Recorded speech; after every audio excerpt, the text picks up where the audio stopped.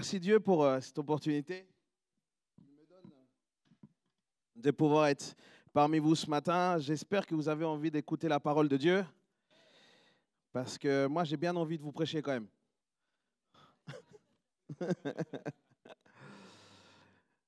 Est-ce qu'on peut applaudir Jésus d'abord ce matin? Vraiment.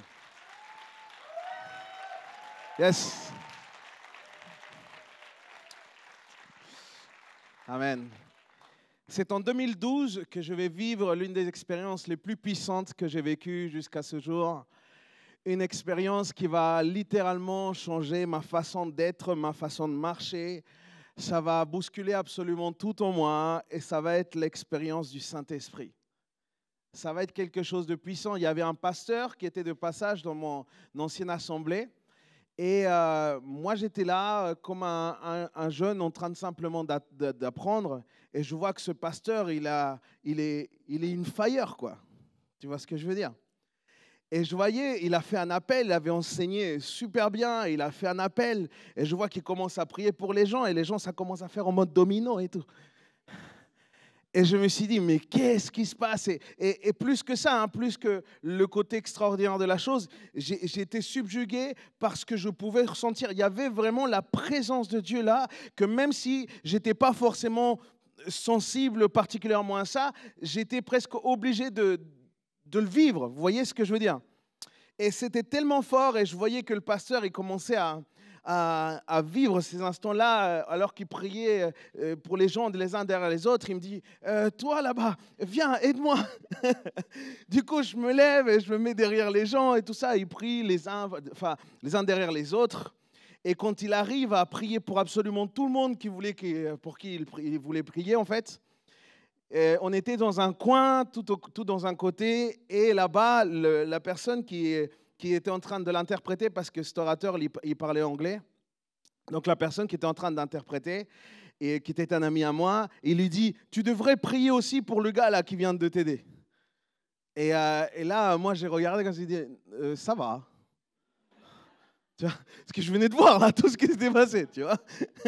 Et j'étais surpris, j'étais étonné, j'étais même choqué de voir, parce que je voyais que les gens vivaient quelque chose de tellement fort, tellement puissant, mais ils le vivaient pas mal, en fait. Ils étaient là, et puis tu avais l'impression qu'ils rentraient dans une dimension juste extraordinaire. Et ça m'avait bouleversé. Et le pasteur en question, il est venu, et puis il a prié pour moi. Et je me rappelle, parce qu'en fait, dans sa prière, il a pris le temps, et il ne m'a pas dit grand-chose, il s'est juste arrêté, et il s'est laissé inspirer par Dieu, et il m'a dit des mots qui étaient précis pour que je puisse rentrer dans cette dimension-là. Moi, j'avais des craintes, j'avais des peurs, et quand le pasteur il m'a parlé, il a tellement été dans le vif du sujet que en fait, j'étais obligé d'être concerné par ce qui était en train d'arriver. Et en plus, le pasteur, il me dit, bon, bah maintenant, je vais prier pour toi. Il m'a dit, au nom de Jésus. Et puis, il est parti. Moi, je suis resté là. Et là, je me suis dit, ah, bah, c'est tout alors. Mais j'ai senti comme un besoin, parce qu'il me le disait, c'est une démarche de foi. C'est une démarche de foi. Forcément, ça requiert que dans ta pensée, que dans ta façon de voir les choses, tu puisses aller un peu plus loin que tes limites que tu as. Donc, par la foi, quand il y a quelque chose qui vient et qui veut s'exprimer en toi, commence à l'exprimer. Et c'est ce que j'ai commencé à faire. Et alors que je commençais à exprimer quelques mots, j'ai commencé à vivre comme la Bible parle, en fait, les termes théologiques parlent même d'effusion. Et je commençais à parler, à vivre ces moments d'effusion. Et je le dis toujours, vous savez les trucs qui retiennent l'eau et qu'on ferme comme ça? Comment ça s'appelle? Ah, personne ne le sait. Hein. Non, mais je suis rassuré parce que je n'ai jamais trouvé le terme. Okay.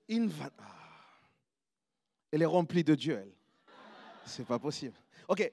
C'était comme une vanne et qu'on ouvrait petit à petit. Et à ce moment-là, on l'ouvre d'un coup et bam, ça explose.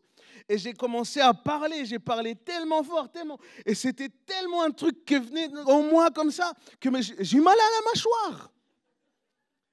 Mais en même temps, j'étais dans quelque chose que j'ai l'impression que le monde s'était arrêté, que le temps s'était arrêté, et j'ai senti comme un poids qui était sur moi, mais pas un poids lourd. Vous voyez, c'est pas un fardeau. Vous voyez ce que je veux dire? C'est comme une puissance qui était sur moi, qui m'a fait que j'ai dû me pencher, puis après j'ai dû me mettre à genoux pour finir même par terre, complètement par terre.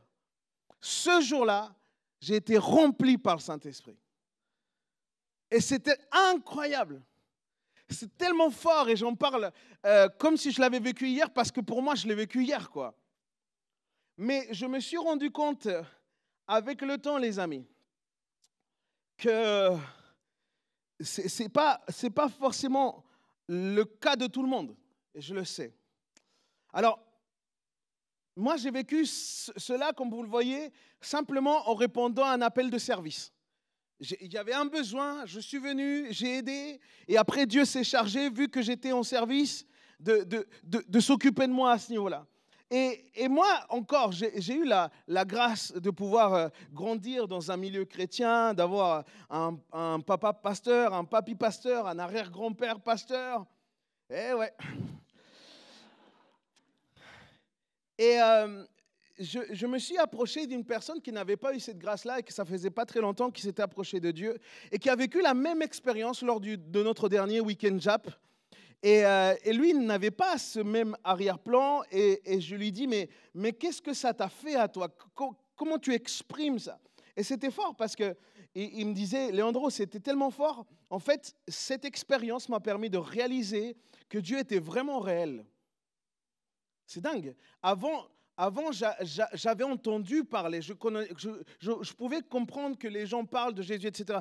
Mais là, ça devenait une réalité. C'est ça qu'il me disait. Il me disait, au-delà de ce qu'on t'a toujours dit, tu réalises que même l'univers et la création ont pu être créés par cette puissance-là, en fait.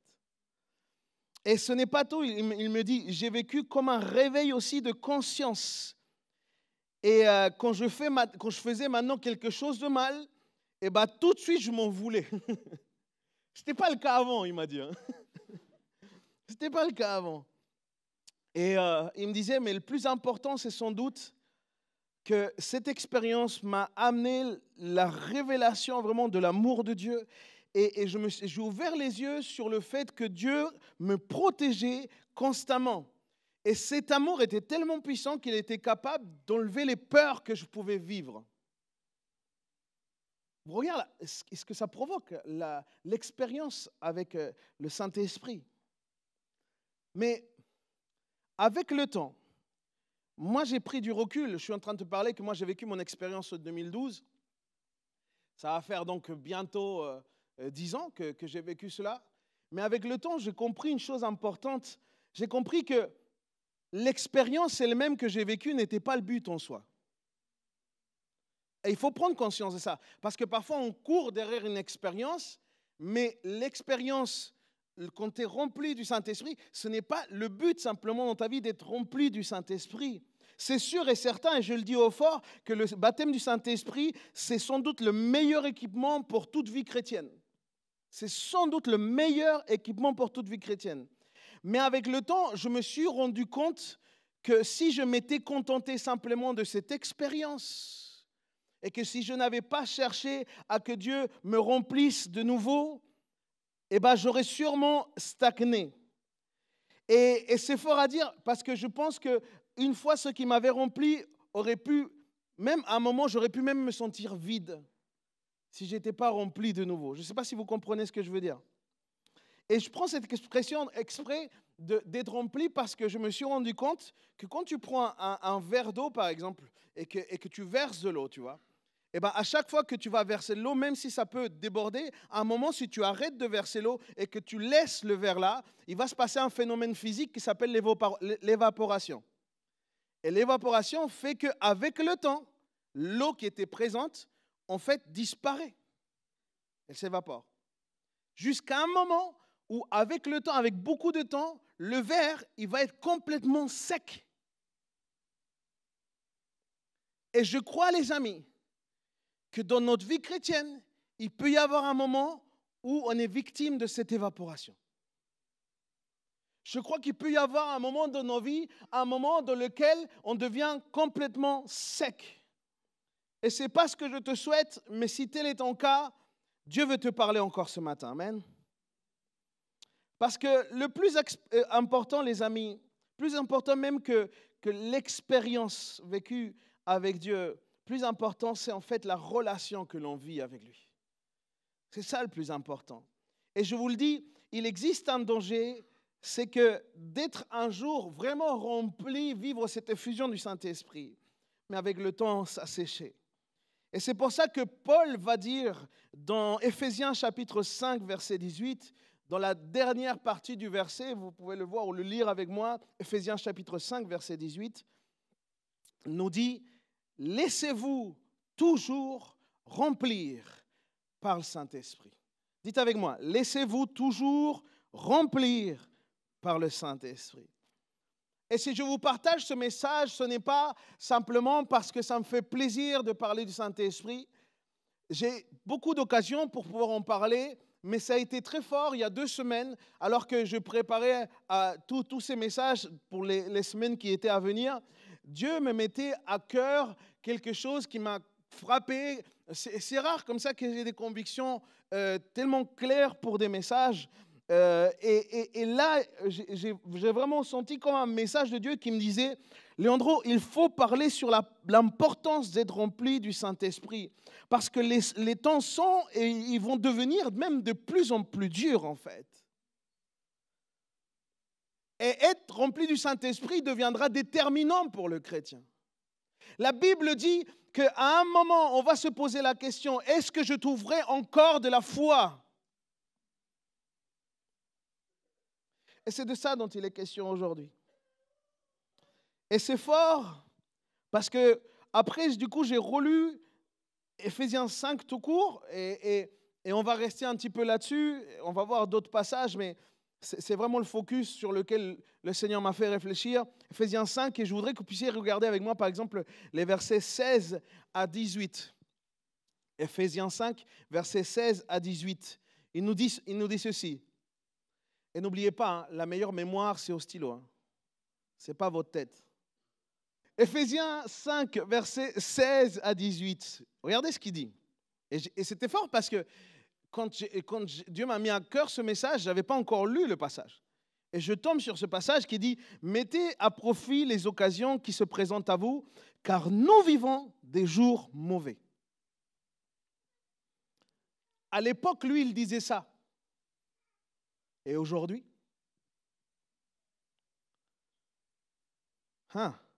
verset 17, c'est pourquoi ne soyez pas déraisonnables, mais comprenez ce que le Seigneur attend de vous. Alors ne vous enivrez pas de vin, cela vous conduirait à une vie de désordre, mais laissez-vous constamment ou toujours remplir par le Saint-Esprit. Amen. On va parler du baptême du Saint-Esprit. Mais le baptême du Saint-Esprit, doctrinalement, c'est technique. Alors, je vais vraiment vous encourager à écrire parce que je vais vous citer, je vais vous donner une partie de mon cours sur le baptême du Saint-Esprit. Vous voulez un peu apprendre ou pas?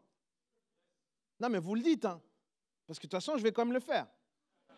Je vous l'ai déjà dit. On y va. De quoi parle-t-on quand on parle vraiment de baptême du Saint-Esprit? Vous n'êtes pas sans savoir que vous êtes aujourd'hui dans une église dite pentecôtiste. Cette église pentecôtiste dans laquelle vous êtes appartient à un mouvement qui s'appelle les Assemblées de Dieu. Et les Assemblées de Dieu, eux, s'identifient et se caractérisent par la redécouverte de la dimension charismatique, c'est-à-dire le baptême du Saint-Esprit tel qu'il est écrit dans Actes chapitre 2. Okay? Mais aussi des dons spirituels, tel qu'il est écrit dans 1 Corinthiens chapitre 12. Si je vais trop vite, surtout vous ne me le dites pas. Acte 2 et 1 Corinthiens chapitre 12, du verset 9 à 11. C'est là où on voit les dons de l'Esprit. Mais concrètement, qu'est-ce que c'est que le baptême du Saint-Esprit? Je vais vous le définir en 3 parties fortes. Concrètement, après on va creuser un peu plus. La première chose à savoir sur le baptême du Saint-Esprit, c'est que c'est une promesse pour tous les croyants. Dis avec moi, une promesse pour tous les croyants. Le baptême du Saint-Esprit était l'expérience, et je le dis bien, c'était l'expérience normale de l'église primitive. C'est-à-dire la première église qui va exister, elle va exister parce que le Saint-Esprit était là et parce qu'il y avait une infusion du Saint-Esprit. C'est fort, hein?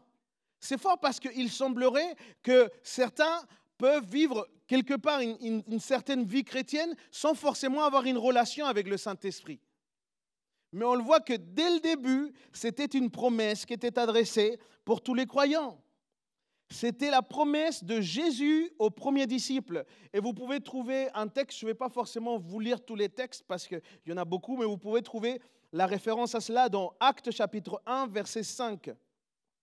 Maintenant, cette promesse, elle va se réaliser le jour de la Pentecôte.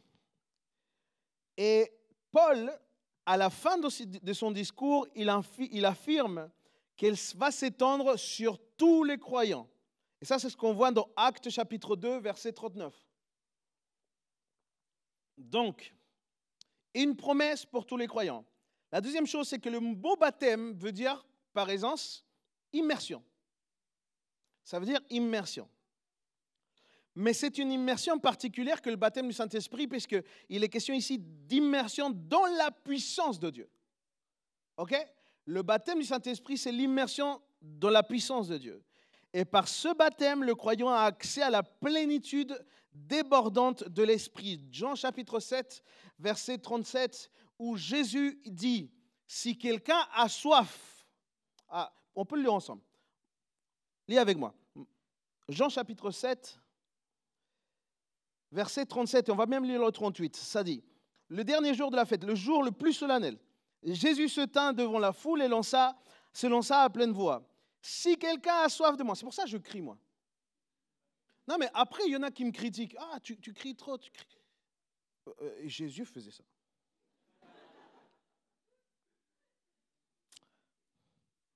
Si quelqu'un a soif, et celui qui croit en moi, boive.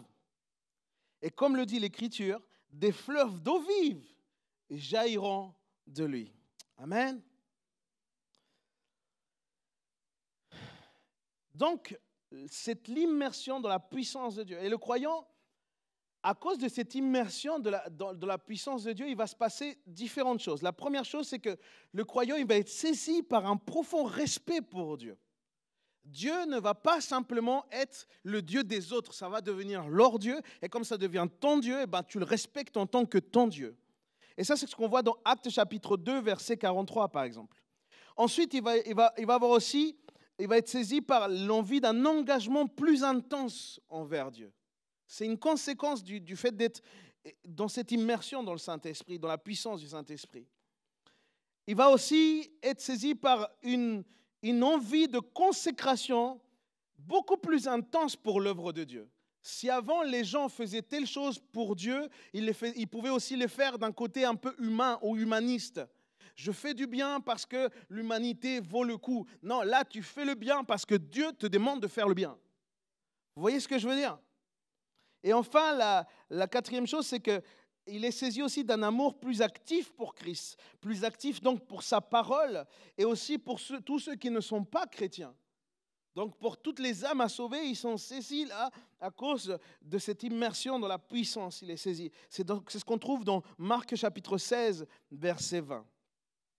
La troisième chose aussi concrètement pour parler de ce qui est le baptême du Saint-Esprit, c'est qu'il s'agit bien d'une deuxième expérience. Okay? Pourquoi je parle de deuxième expérience? Parce qu'en fait, il y a l'expérience du baptême du Saint-Esprit et celle de la nouvelle naissance. Okay? Ce sont deux choses distinctes. La nouvelle naissance est entre autres le fait d'être pris des ténèbres et d'être mis dans le royaume de Dieu. Vous voyez ce que je veux dire? On passe d'un royaume à un autre. C'est le fait aussi de pouvoir faire partie de la famille de Dieu. Et par conséquent, c'est surtout la faculté pour l'homme de pouvoir être sauvé. Et quand je dis homme, je dis femme, vous m'entendez bien. Le baptême du Saint-Esprit, quant à lui, est une nouvelle expérience qui vient sceller la première. C'est un sceau qui est mis. Et c'est ce qu'on voit dans Actes chapitre 8, versets 12 à 17. Mais je précise bien, le baptême du Saint-Esprit ne te sauve pas. Par contre, la nouvelle naissance, oui. On se comprend ou pas? Naître de nouveau fait que tu commences à marcher selon Dieu. Et c'est ça qui est important. C'est ça qui est important. La deuxième est une expérience, c'est un équipement nécessaire, je le crois bien, mais ça n'a pas un but de salut en soi. On se comprend ou pas? Ok, c'est bien que vous suivez, je suis content.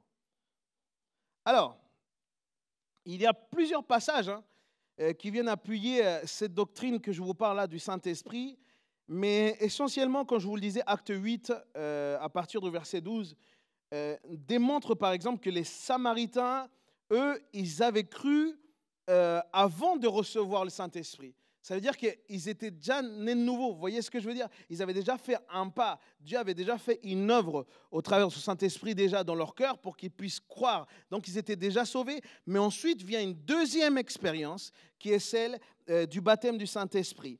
Et donc ils ont même d'ailleurs été baptisés par immersion dans l'eau avant de recevoir le Saint-Esprit par l'imposition des mains des apôtres. Et c'est ce qu'on voit aussi dans ce passage d'Acte 8.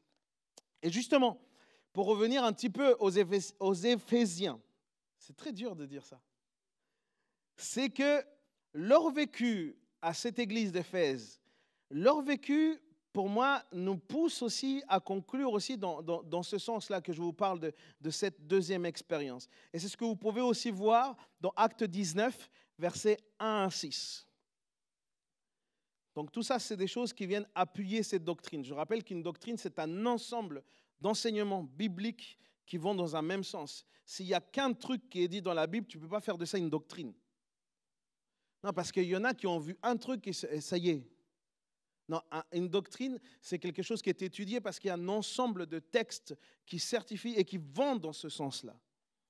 Les Éphésiens n'avaient pas encore reçu, on peut le voir dans l'histoire de l'église d'Éphèse, ils n'avaient pas encore reçu le baptême du Saint-Esprit, mais ils avaient déjà cru. Alors Paul les a baptisés au nom de Jésus, puis il a prié pour eux, et ils ont été remplis du Saint-Esprit. OK? Je crois au fond, les amis, et c'est vraiment mon point, c'est que je crois qu'aucun chrétien ne devrait rester longtemps sans vivre cette expérience du Saint-Esprit. Et je vous encourage à ça. Parce que le modèle du Nouveau Testament, et particulièrement celui des Actes des Apôtres, nous montre clairement que tout croyant doit rechercher activement cette expérience du baptême du Saint-Esprit. Car, et je vous le dis haut et fort, le baptême du Saint-Esprit n'est pas réservé à une élite. Okay? Ce n'est pas réservé à un sort de chrétiens. Ce n'est pas réservé à ceux qui sont un peu comme moi, discrets. Ce n'est pas lié à la personnalité de la personne, c'est lié plus à Dieu lui-même. Et ce n'est pas axé donc simplement pour certaines personnes. Le Saint-Esprit, ce n'est pas simplement pour ceux qui sont ici sur l'estrade et que vous voyez chanter ou que vous voyez prêcher. Ce n'est pas ça. Le baptême du Saint-Esprit, il est pour toi. Alors regarde la personne qui est à côté de toi et dis-lui, je te souhaite, si tu n'es pas encore baptisé du Saint-Esprit, que tu sois baptisé du Saint-Esprit. Vraiment. Et je le dis encore une fois, quand tu es baptisé du Saint-Esprit, ce n'est pas tout, parce que ce n'est pas l'objectif en soi. On doit continuellement être renouvelé par la puissance du Saint-Esprit. On doit aspirer à ce renouvellement, à être rempli de nouveau, rempli de nouveau, rempli de nouveau. Mais je vous parle être rempli de quoi? Pas de paroles simplement, pas de sensations. Il faut qu'on soit rempli de puissance. Non, je pensais qu'on allait avoir un meilleur amen pour ça. Il faut qu'on soit rempli de puissance. Parce que les amis, ce n'est pas un discours, ce n'est pas des bonnes intentions qui vont provoquer une transformation dans les vies des personnes. Mais la puissance du Saint-Esprit peut faire une transformation dans la vie des gens. Amen. Et je crois qu'aujourd'hui, particulièrement dans toutes les assemblées en France, nous avons cruellement besoin de disciples de Jésus qui soient remplis du Saint-Esprit. et qu'il soit rempli du Saint-Esprit. Pourquoi? Parce que si tu es rempli du Saint-Esprit, c'est pour que tu puisses porter du fruit. Ça veut dire, il y a un changement en toi, tu commences à avoir tous les fruits que Dieu te donne, tu commences à avoir ses capacités, tu commences à vivre dans cette nouveauté de vie. Et ça, c'est quelque chose que les gens autour de toi ont besoin. Tu es un arbre dans lequel il faut aller prendre ce fruit-là. Amen. Et malheureusement, moi j'ai vu des personnes qui pouvaient parfaitement parler en langue, et c'était même joli. Mais j'ai vu ces mêmes personnes faire n'importe quoi aussi. J'ai vu ces personnes, des personnes qui parlent en langue, ok? Shabada et tout ça là. Ok? Mais les personnes deviennent grincheux. Des personnes ne vivent même plus dans la compassion des autres. Ces personnes restent dans leur confort. Dieu les défie au travers de la foi. Non, ils disent non, ça va bien là. Et j'ai vu même ces personnes-là parler en langue. Et la semaine d'après, être dans l'immoralité sexuelle. Parce que parler en langue, ça ne te garantit pas le fait que tu ne vas plus... Non, ce n'est pas ça. Mais quand tu es continuellement rempli du Saint-Esprit, tu ne peux plus vivre pareil.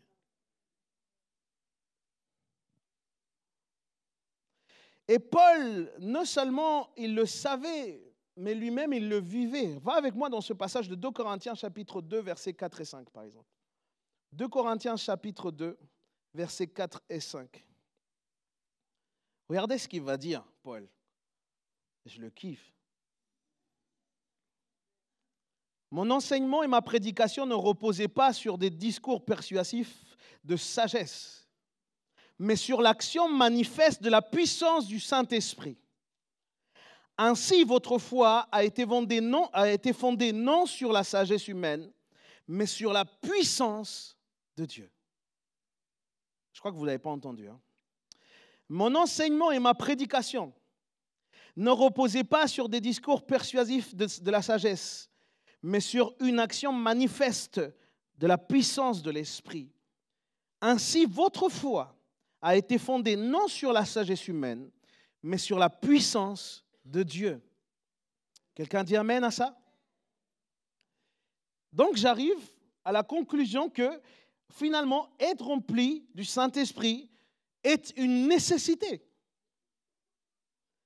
Être rempli du Saint-Esprit n'est pas simplement nécessaire pour parler en langue, je le dis encore une fois, mais c'est surtout nécessaire pour réveiller en nous une hypersensibilité au Saint-Esprit qui nous pousse à comprendre ce qui plaît et ce qui déplaît à Dieu. C'est ça, parce que pourquoi? Le Saint-Esprit est là pour nous faire vivre en cohérence entre ce que l'on croit et ce que l'on vit. Ok? Parce que parfois on se dit croire à ci, croire à cela, on dit amen dans les cultes comme celui-ci, mais après dehors,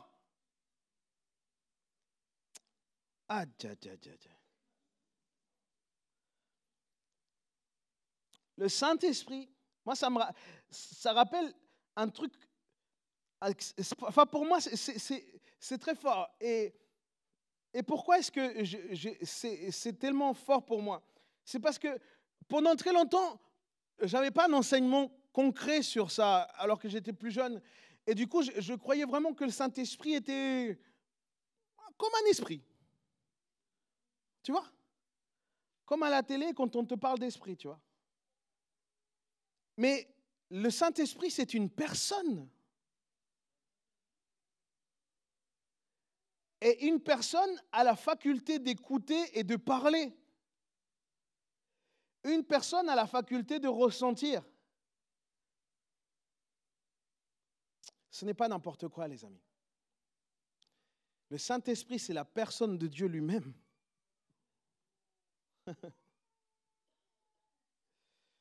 Ce n'est pas une force mystique, ce n'est pas un truc, c'est une personne. Et je crois que, et j'avais cette réflexion que je n'ai pas écrite ici, que je dois écrire, que je me rends compte qu'au début, il y avait Dieu et il y avait Adam et Ève, tu vois. Mais Dieu était quelque part dans les cieux et puis il se faisait entendre par une voix, tu vois. Il ne dit pas qu'il s'était personnifié. Ensuite, Mais il y avait toujours depuis le départ cette volonté de Dieu de pouvoir être en relation avec nous. Et du coup, ensuite, il va envoyer son Fils pour que nous puissions avoir une personne physique, ok? Puisque la Bible nous révèle que Jésus était 100% Dieu, 100% homme. Donc, la personne, Dieu lui-même s'est personnifié en Jésus, tu vois. Et il a été là. Mais il s'est dit, c'est tellement l'intensité que je souhaite avoir dans ma relation avec chacun d'entre nous, que Dieu ne dit, il a dit, c'est plus le fait d'avoir quelqu'un vis-à-vis, c'est une chose. Mais je vais aller plus loin. Je vais habiter en vous. Parce que le souhait profond du Saint-Esprit, c'est une relation. C'est une relation. Le sens même, c'est une relation. Et il s'agit toujours de la même chose. Une relation. Et je crois que nous avons besoin de comprendre et de saisir ça. Parce que la relation avec Dieu va produire en nous un profond attachement, un amour encore plus intense à Dieu. Et à cause de cet amour, nous allons commencer à nous laisser transformer. Et quand on se laisse transformer, alors on est en train de vivre en nouveauté de vie. C'est pourquoi je crois que si Dieu te remplit, c'est vraiment pour que tu puisses porter du fruit. C'est tellement important. Je crois que Dieu veut que l'on soit des arbres remplis de fruits. Mais l'arbre ne peut pas être rempli de fruits simplement par une simple expérience. C'est tout un processus. Et donc, quelque part, ton arbre, il doit continuellement chercher à être rempli de nouveaux fruits. Il y a autour de toi des gens qui ont besoin de cueillir ces fruits. Mais je te pose la question, comment est-ce que tu veux donner quelque chose que tu n'as pas? Comment est-il possible de pouvoir donner de la paix dans une société qui est profondément en colère alors que toi-même tu n'es pas rempli de paix? Comment est-ce possible de donner de la sagesse dans un monde qui marche à l'envers alors que tu n'es pas rempli de sagesse? Allô, quelqu'un me comprend? Comment est-ce qu'il est possible d'aspirer à évangéliser, mais de façon efficace et pertinente, donc être inspiré dans cette évangélisation, dans un contexte hostile comme celui-ci, si nous ne sommes pas remplis? Comment est-ce qu'on peut aspirer à ça? Mes amis, on arrive à la fin des temps. Et moi, je lis la parole, et la parole, elle me dit, prêche que Jésus revient. Et je prêche, Jésus revient. Et il revient bientôt, les amis. Et pour moi, ça devient non plus une option que d'être rempli, mais vraiment un besoin, une nécessité profonde. Nous avons besoin aujourd'hui, plus que jamais, dans notre contexte, dans notre société, nous avons besoin de sa puissance. Parce qu'il y a aujourd'hui des moments, je ne sais pas si ça t'est arrivé, mais moi j'étais quelque part, on a voulu me piéger dans des débats avec des arguments tellement forts, avec des philosophies tellement imposantes, où seule une parole remplie de sagesse et de discernement a fait la différence. Quand on veut te corrompre ou qu'on veut te faire des choses qui vont à l'encontre de tes valeurs bibliques, je suis là pour te dire, la seule force qui va t'aider à ne pas céder, c'est celle qui vient du baptême du Saint-Esprit. Et je ne sais pas si quelqu'un vraiment est en train de saisir ce que je suis en train de dire. Une fois, un couple pastoral qui nous accompagnait à l'époque, avec mon épouse. Et nous étions dans une petite église ethnique et Dieu nous appelait d'une façon étonnante dont je ne m'attendais pas. Moi, je croyais que vraiment Dieu voulait m'utiliser auprès du monde hispanophone dans ma petite église ethnique et que j'allais peut-être être amené à partager avec des frères d'Amérique du Sud. Et là, je reçois un autre appel de Dieu qui est celui de la francophonie. Donc, Dieu m'a appelé pour vous.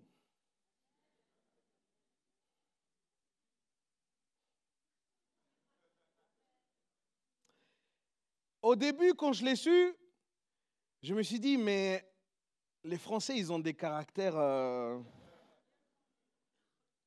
comment te dire? L'Européen, par essence, est un peu moins tactile déjà qu'un latino. Vous voyez ce que je veux dire? C'était tellement différent, mais quand l'appel de Dieu est là, tu es juste tellement heureux que Dieu t'appelle, en fait. Et je me rappelle que l'Église, même si elle avait eu du mal, elle avait compris cet appel pour ma vie et pour celle de mon épouse, pour notre famille. Alors l'Église a décidé de nous envoyer dans une église francophone, une église française, où on mangeait du fromage. Et je me rappelle qu'on avait fait un culte spécial un peu d'envoi, parce que la Bible dit que les frères et sœurs, lorsqu'ils vont dans une autre église, ils doivent être envoyés en fait. Et là où tu comprends qu'il y a plein de gens qui sortent, enfin bref. Et je me rappelle que dans ce moment-là, dans ce culte-là, Dieu s'est manifesté d'une façon particulière, tellement glorieuse. Et au milieu de cette atmosphère, la femme du pasteur, c'était un couple pastoral qui nous accompagnait, la femme du pasteur, il s'appelle Daniel et Sandra. Sandra elle-même, elle s'est sentie saisie par Dieu. Et sa voix a commencé à monter et on voyait comme une autorité qui venait, mais pas une autorité imposante de la personne. Vraiment, Dieu voulait nous dire quelque chose. Et à ce moment-là, il y a eu comme un silence et elle a commencé à parler. Et je me souviens, parce que ça nous a tellement marqué, je crois que Nathalie ne pourra jamais l'oublier non plus. Et ce qui s'est passé ce jour-là, c'est qu'elle a commencé à dire ceci. Elle a commencé à dire, l'Esprit du Seigneur repose sur moi et donc sur vous, parce qu'il t'a désigné par l'onction pour annoncer la bonne nouvelle aux pauvres. Il t'a envoyé pour proclamer aux captifs la libération, aux aveugles le recouvrement de la vue, et pour apporter la délivrance aux opprimés et proclamer l'année de grâce accordée par le Seigneur. Ce texte, c'est le texte que vous pouvez trouver dans Luc chapitre 4, versets 18 à 19.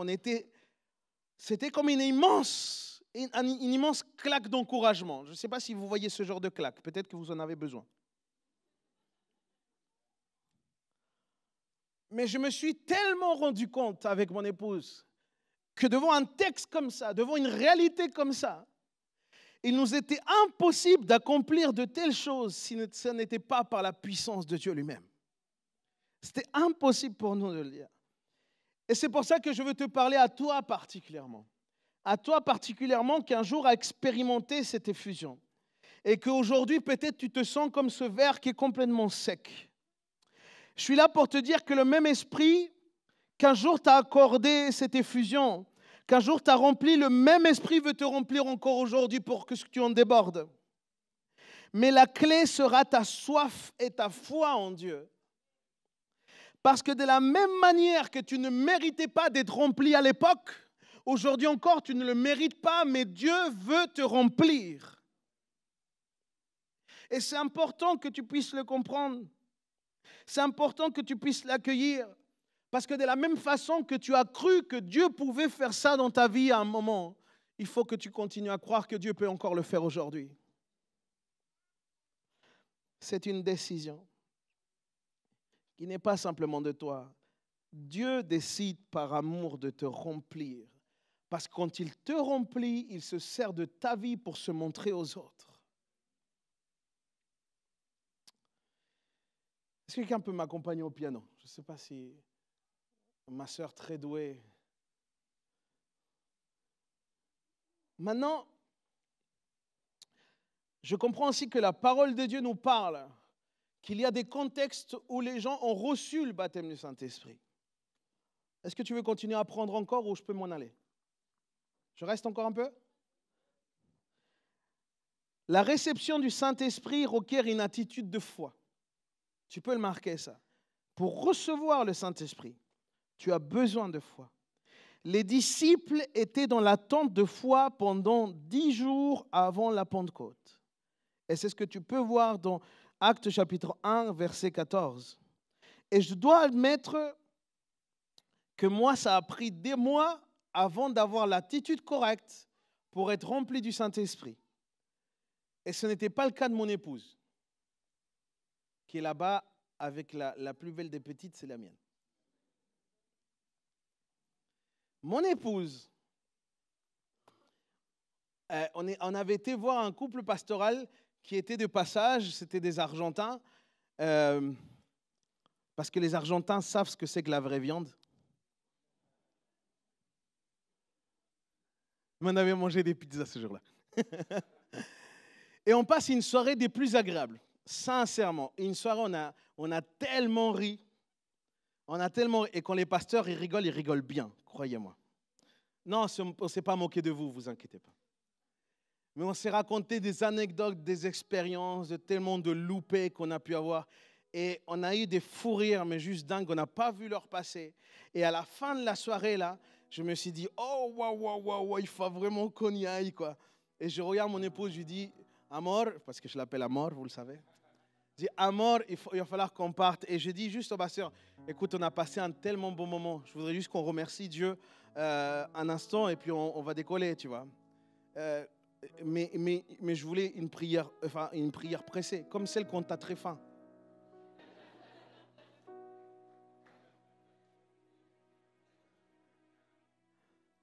Il y en a qui sont là. Merci Jésus.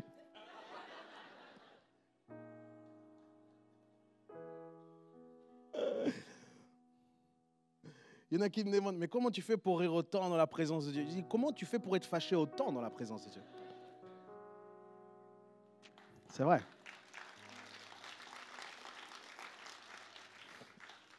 Et je regarde mon épouse, et puis on s'assoit un instant, tout simplement. On était à table, on était déjà assis d'ailleurs. On allait partir, on s'est assis, et elle a commencé à prier. Et puis on a dit simplement merci Seigneur, parce que sans doute, toi aussi, tu as rigolé avec nous. C'était tellement un bon moment. Puis voilà, raccompagne-nous au nom de Jésus. Et puis voilà, et là, je vais pour me lever, et je regarde Nathalie, et Nathalie me dit, papa, il se passe un truc là. On était assis, et Nathalie me dit, il y a comme un truc là qui veut sortir, j'ai pas compris. Il y a un truc fort là qui est en train de se passer en moi. Et là, la femme du pasteur, elle me dit, écoute, sur les 2 secondes où on a prié, j'ai senti vraiment que l'Esprit de Dieu voulait te remplir et que tu allais te baptiser du Saint-Esprit ce soir même. Et là, moi, j'étais là à me dire, tu vois, Anso, j'étais là à me dire, mais les gars, on vient de manger des pizzas là. Tu vois? Et je me suis dit, mais comment est-ce possible? On vient de manger des pizzas, d'accord? On n'était pas dans la worship là. OK? On vient de manger des pizzas. Et il y avait quelque chose, simplement parce que le cœur était disposé. La femme du pasteur est venue, elle n'a même pas eu besoin de la toucher. Et Nathalie a commencé déjà à exprimer des langues. C'était tellement fort. Elle a été remplie par le Saint-Esprit. En plus, elle parle de langues encore plus jolies que moi. Tu vois ce que je veux dire? Et c'était tellement fort parce qu'en fait, moi, ça faisait des mois que j'étais en train de prier. J'avais fait des jeûnes et prières. Je m'étais mis à part. J'avais lu des bouquins, chose que je ne fais jamais. J'avais fait plein de trucs. Franchement, je me réveillais. J'habitais à côté de l'église. Nathalie le sait. Je me réveillais tôt le matin. Je restais tard le soir parfois. Et je priais. Je disais, Seigneur, baptise-moi et tout. Et elle mange des pizzas et elle est baptisée.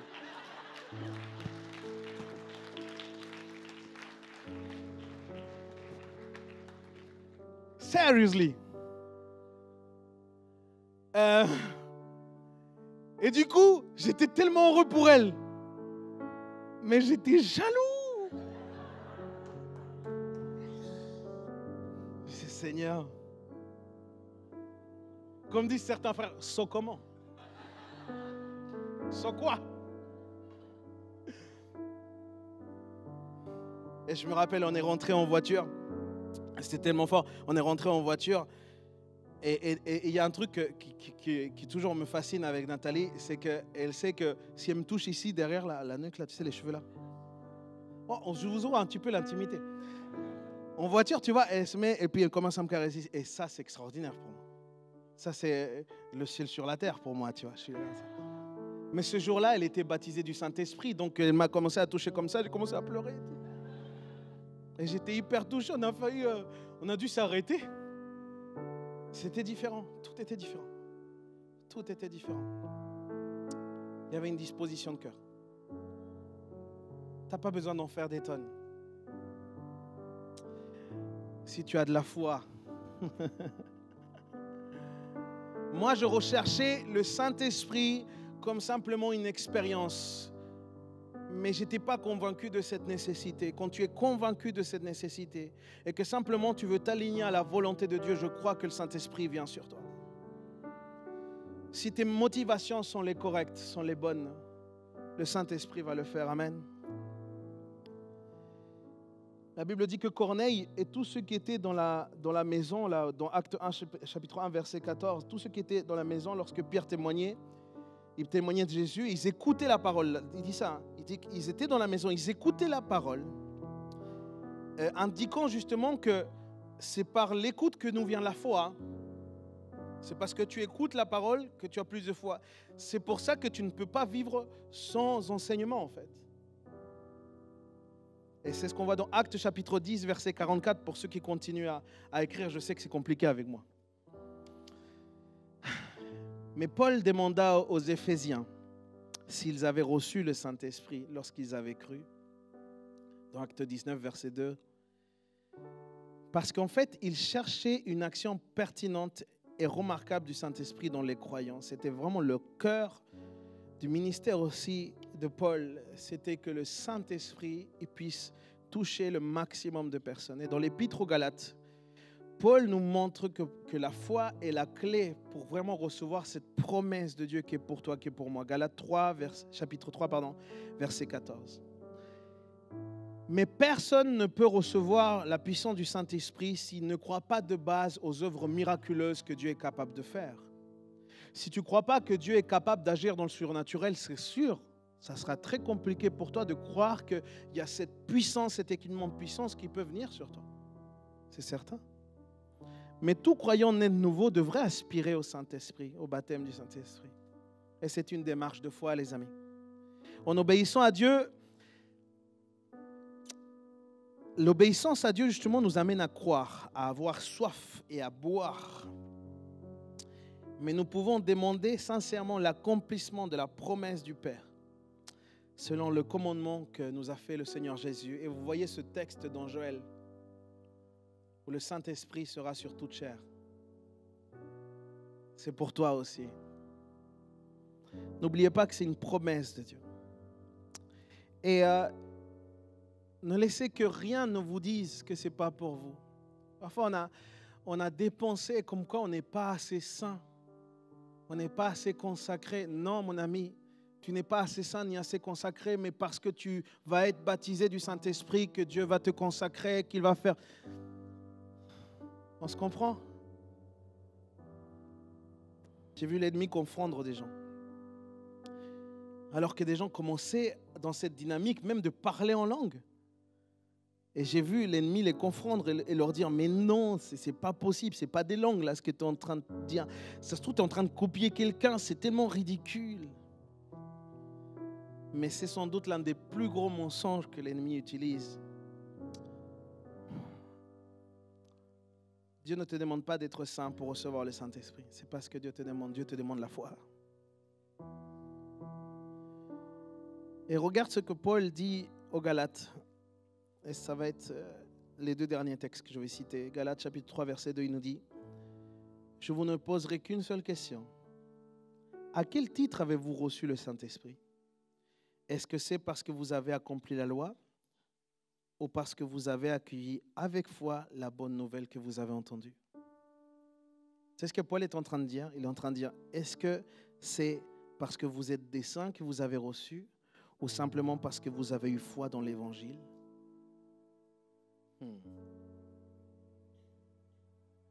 Dieu est en train de faire tomber des murs là dans des pensées. Merci Seigneur. Si Dieu nous amène dans cette dimension, c'est parce qu'il veut nous sanctifier. Luc chapitre 11 verset 13 nous dit, si donc tout mauvais que vous êtes, vous savez donner des bonnes choses à vos enfants, à combien plus forte raison le Père Céleste donnera-t-il pas le Saint-Esprit à ceux qui lui demandent? Est-ce que tu peux te mettre debout avec moi? Alléluia.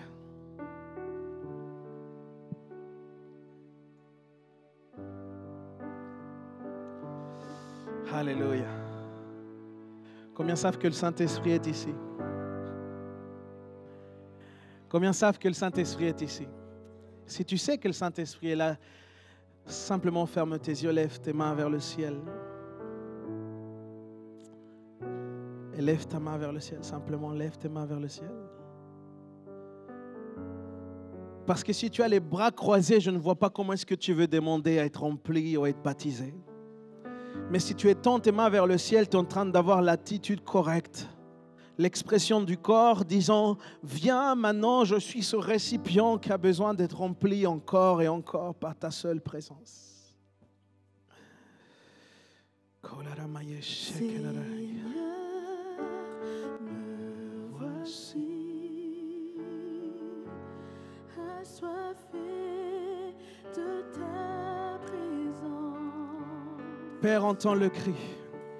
Père, entends le cri, Celui de la délivrance. celui de la délivrance. Je veux ta rivière. Je veux ta rivière. Je veux ton amour. Je veux ton amour. Afin de devenir semblable à toi. Afin de devenir Semblable. à toi. Dis-lui que ma coupe. Que ma coupe déborde, que mon cœur soit rempli, viens transformer ma vie. Que ma coupe déborde de joie et de l'esprit. Viens Seigneur, viens. Jésus, Change-moi. change-moi. Seigneur, fais-le. Que ma coupe déborde, dis-lui. Que ma coupe déborde, que mon cœur soit rempli. Viens.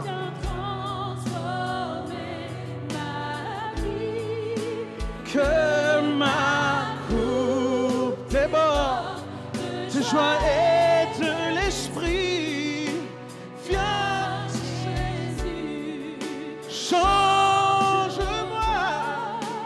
fais-le, je te prie. Garde ta main vers le ciel. Il ne faut pas compliquer les choses. Il faut simplement le demander avec foi. Et comme un bébé qui au début ne sait pas dire grand-chose, qui aimait simplement descendre, tu ne peux pas demander à un bébé qu'il tienne un discours, mais le bébé il a besoin d'une expression. De la même façon, tu as le droit de t'exprimer aussi. Et laisse ton cœur s'exprimer. Et aussi fort que ça puisse te sembler, alors que tu fais cet acte de commencer à parler en langue, d'obéir, le Saint-Esprit lui-même du ciel te remplit et te remplit à chaque fois plus et chaque fois plus. Et je voudrais que tu comprennes une chose. Ce ne sont pas les hommes qui peuvent te remplir. Ce n'est pas moi qui peux te remplir. C'est seulement Jésus qui peut te remplir. C'est le Saint-Esprit lui-même qui peut te remplir. C'est pour ça que tu n'as même pas besoin que je t'impose les mains pour qu'être rempli. Tu as simplement besoin de croire, de croire, de croire, de croire, de croire et de croire. Et le Saint-Esprit peut venir sur toi parce qu'il le désire.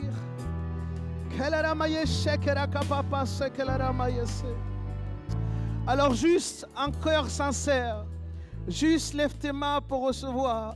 Commence à visualiser que Jésus veut le faire en toi. Ferme tes yeux. Ferme tes yeux et visualise comme l'huile déverse des eaux sur toi. Et il le fait.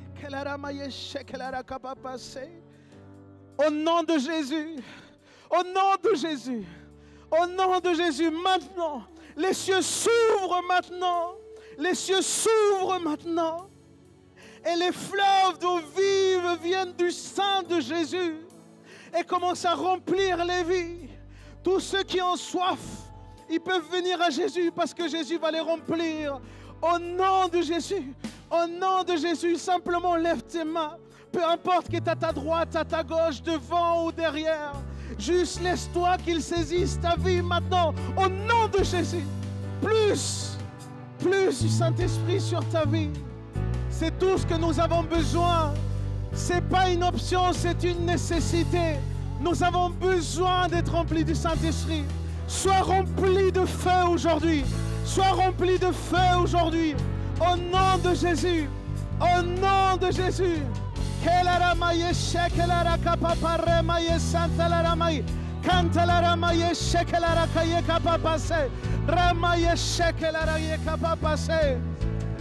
Que ma coupe déborde.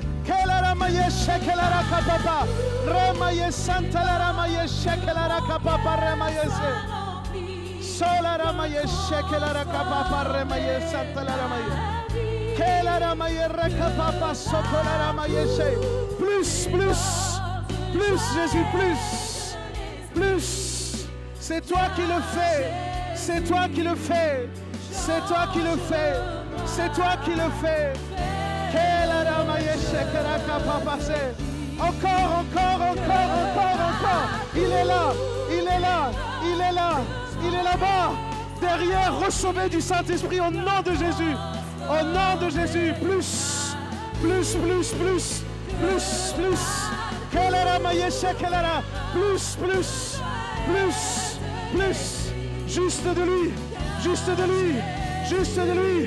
Juste de lui. Ha!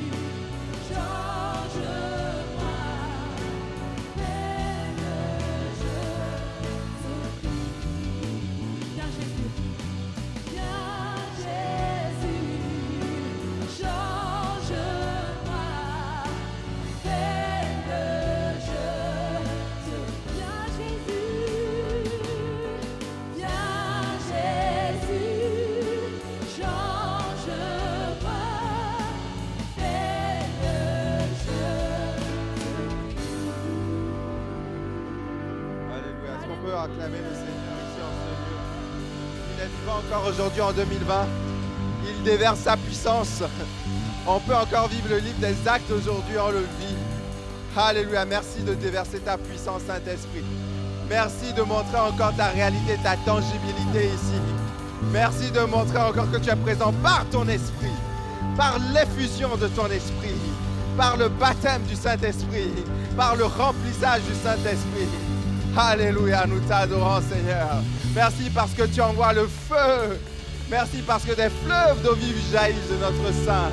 Alléluia. Alléluia. Alléluia. Amen, amen, amen.